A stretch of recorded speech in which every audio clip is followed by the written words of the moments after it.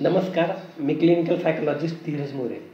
आजकाल समाजामध्ये मी ज्यावेळेस बघतो आणि समाजाच्या सायकोलॉजीचा ज्यावेळेस मी अभ्यास करतो, तर समाजामध्ये काही असे लोक असतात, जे खूप अत्यंत हुशार लोक असतात किंवा ज्यांची बुद्धी क्षमता खूप चांगली असते, IQ खूप चांगला असतो.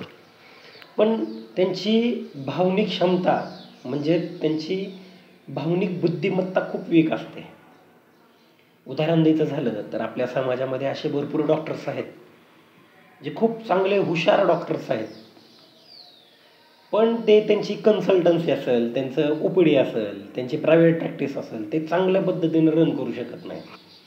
ते कुठेतरी 50, 60, 70 हजाराचं पॅकेज घेतात आणि स्वतःचं जी काही ओळख असते समाजामधली डॉक्टर म्हणून, ती ओळख कुठं ना कुठंतरी निर्माण करू शकत नाहीत. ते कुठं ना कुठंतरी एका सेटअपला कुठं ना कुठंतरी काम करतात. तर हे डॉक्टरच्या बाबतीतच नाही, तर समाजामध्ये असे भरपूर लोक आहेत, जे खूप हुशार आहेत.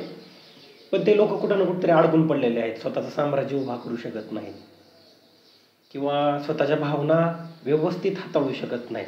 ते कुठल्या ना कुठल्या तरी व्यसनामध्ये, कुठल्या ना कुठल्या तरी गोष्टीमध्ये एवढे अडकून पडलेले आहेत, की स्वतःची डेव्हलप करण्यासाठी किंवा स्वतःच्या जीवनामधल्या समस्या सोडवण्यासाठी ती मानसिकता ते बिल्डअप करू शकत नाहीत किंवा त्याला तोंड देण्यासाठी तेवढं ते भावनिक पातळीवर आणि मानसिक पातळीवर तेवढे ते प्रिपेअर नाहीत.